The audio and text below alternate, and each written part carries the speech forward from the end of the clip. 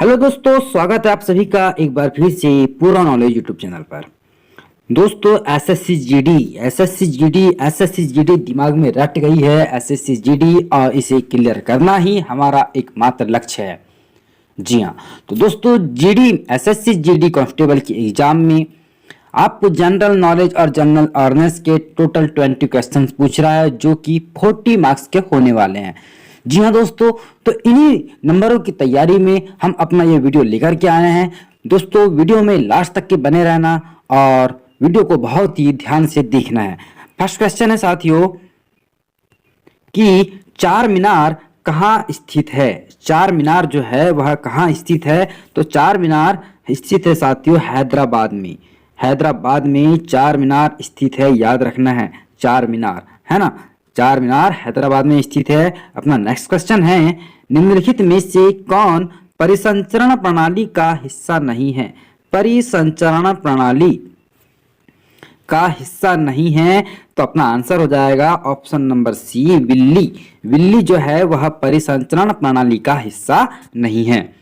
दोस्तों अपना अगला प्रश्न है सर्वश्रेष्ठ अभिनेत्री के लिए 2018 का, है ना, 2018 का राष्ट्रीय फिल्म पुरस्कार से किसे सम्मानित किया गया था। राष्ट्रीय फिल्म पुरस्कार 2018 का, तो यह है श्रीदेवी। श्रीदेवी को 2018 में राष्ट्रीय फिल्म पुरस्कार से सम्मानित किया गया था। चलिए दोस्तों अपना अगला प्रश्न है भारत के निम्नलिखित इस्पात संयंत्रों में से कौन सा सार्वजनिक क्षेत्र के अंतर्गत नहीं आता है। सार्वजनिक क्षेत्र के अंतर्गत नहीं आता है तो टिस्को जो है साथियों भारत के वे इस्पात संयंत्रों में से एक है जो कि सार्वजनिक क्षेत्र के अंतर्गत नहीं आता है। अगला प्रश्न है भारत और श्रीलंका को विभाजित किया गया है। भारत और श्रीलंका को जो है विभाजित किया गया है तो यह पाक जलमड्रू मध्य, है ना, पाक जलडमरू मध्य जो है भारत और श्रीलंका को विभाजित करता है। चलिए अगला प्रश्न है भारतीय रिजर्व बैंक के गवर्नर कौन थे जिन्होंने दिसंबर 2018 में अपना त्याग पत्र सौंप दिया। 2018 में, तो यह है दोस्तों उर्जित पटेल। उर्जित पटेल जो है 2018 में इन्होंने अपना त्याग पत्र सौंप दिया था। क्वेश्चन नंबर 7 है साथियों किस पाकिस्तानी जनरल ने वर्ष 1999 में अपने देश में सैन्य शासन लागू किया था। सेना का शासन। सेना का शासन दोस्तों ऐसा कर सकता है तो पाकिस्तान का परवेज मुशर्रफ।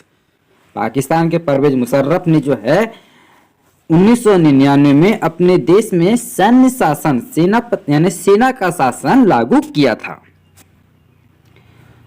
क्वेश्चन नंबर 8 है दोस्तों, आपको बता दूं कि मेहनत, लगन, धैर्य ही सफलता का सूत्र है। सफलता यदि हमें प्राप्त करनी है तो हमें धैर्य रखना होगा, मेहनत करनी होगी, है ना। और मेहनत ऐसी नहीं, मेहनत तो दोस्तों आपको बता दूं कि मजदूर भी करता है। एक मजदूर भी मेहनत करता है, लेकिन आपको स्मार्ट वर्क करना है। स्मार्ट वर्क करना है, हार्ड वर्क करना ही करना है, लेकिन उसमें स्मार्ट जोड़ देना, ठीक है, आपको सफलता जरूर मिल जाएगी। चलिए प्रश्न है खालिस्तान ने 2006 में पाकिस्तान के विरुद्ध मैच के पहले ही ओवर में, फर्स्ट ओवर में हैट्रिक विकेट लिए थे। इस प्रकार ऐसा करने वाले वे पहले और आज तक के एकमात्र गेंदबाज थे। तो ये है इरफान पठान। करेक्ट आंसर क्या होगा, इरफान पठान जो है 2006 में पाकिस्तान के विरुद्ध हैट्रिक लेने का कारनामा इन्होंने किया था। चलिए दोस्तों अपना अगला प्रश्न है निम्न में से कौन भारतीय शास्त्रीय संगीत प्रख्यात गायिका है। शास्त्रीय संगीत प्रसिद्ध गायिका कौन है, तो दोस्तों इसका आंसर क्या हो जाएगा शुभा मुद्गल, है ना। शुभा मुद्गल जो है वह मुग्दल है, यह भारतीय शास्त्रीय संगीत के प्रख्यात गायिका है। क्वेश्चन नंबर नेक्स्ट क्वेश्चन 5 मार्च 1931 को संवैधानिक सुधारों की शर्तों पर बातचीत करने के लिए भारतीय राष्ट्रीय कांग्रेस की ओर से मोहनदास करमचंद गांधी ने खालिस्तान के साथ उच्च स्तरीय आधिकारिक बैठक में भाग लिया था। इसका आंसर हो जाएगा Lord Irwin. Option number D Lord Irwin correct answer हो जाएगा 5 मार्च 1931 को। ठीक है, चलिए अगला प्रश्न है, खरीफ फसलों को खालिस्तान मौसम की शुरुआत के साथ बोई जाने वाली फसलों के रूप में वर्णित किया जा सकता है। खरीफ फसलों को दोस्तों इसका आंसर हो जाएगा वर्षा। खरीफ फसलों को वर्षा के मौसम की शुरुआत के साथ बोई जाने वाली फसलों के रूप में वर्णित किया जा सकता है। चलिए नेक्स्ट क्वेश्चन, नीली क्रांति, क्रांति से संबंधित दुग्ध क्रांति, मत्स्य क्रांति, श्वेत क्रांति, ये सभी क्रांतियां हैं। तो दोस्तों नीली क्रांति संबंधित है मत्स्य उत्पादन से संबंधित है नीली क्रांति। चलिए नेक्स्ट क्वेश्चन है, बनारस हिंदू विश्वविद्यालय की स्थापना किसने की?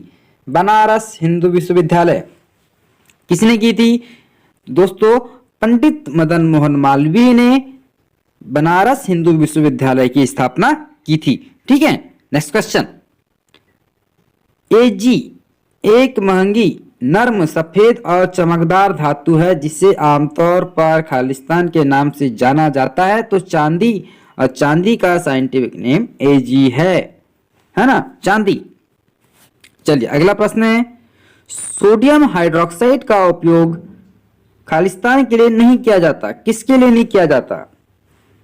तो दोस्तों अचार परिरक्षित करने के लिए, सोडियम हाइड्रोक्साइड का उपयोग नहीं किया जाता।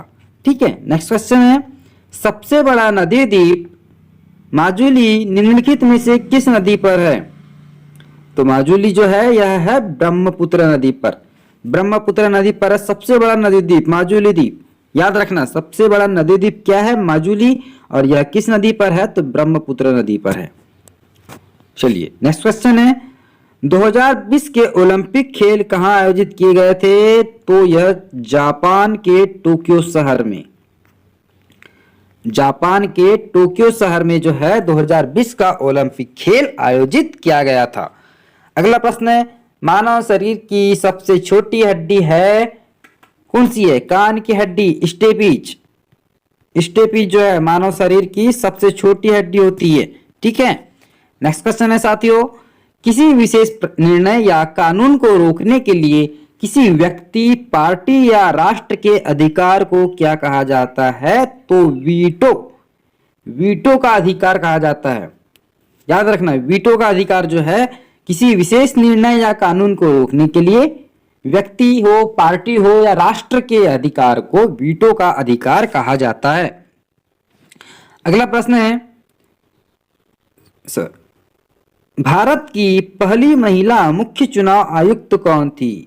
भारत की पहली महिला चुनाव आयुक्त रमा देवी। रमा देवी करेक्ट आंसर हो जाएगा साथियों अपना, है ना। भारत की पहली महिला मुख्य चुनाव आयुक्त रमा देवी थी। चलिए नेक्स्ट क्वेश्चन है, पुस्तक the origin of species, the origin of species के लेखक कौन थे? तो चार्ल्स रॉबर्ट डार्विन जो है दोस्तों द ओरिजिन ऑफ स्पीसीज के लेखक है। याद रखना है बुक से आपको, पुस्तकों से आपको क्वेश्चन पूछ रहे हैं और एक स्पेशल वीडियो बुक्स पर हम लेकर के आएंगे।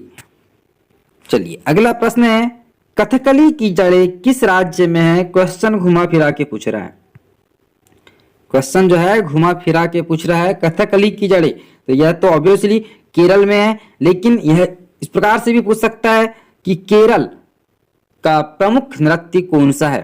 तो कथकली। ठीक है, नेक्स्ट क्वेश्चन है साथियों, भारतीय रेगिस्तान खालिस्तान पश्चिम क्षेत्र में स्थित है।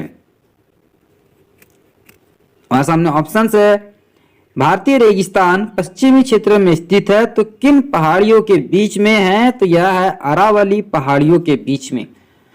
दोस्तों यह थे आपके टॉप 25 क्वेश्चंस जो कि आपके एग्जाम के दृष्टि से बहुत ज्यादा महत्वपूर्ण है। उम्मीद है आपने वीडियो को पूरा देखा होगा। दोस्तों ऐसे ही नई वीडियोस के लिए चैनल को सब्सक्राइब करके बेल नोटिफिकेशन को ऑन कर लीजिए। मिलते हैं अपने अगले वीडियो में। जय हिंद।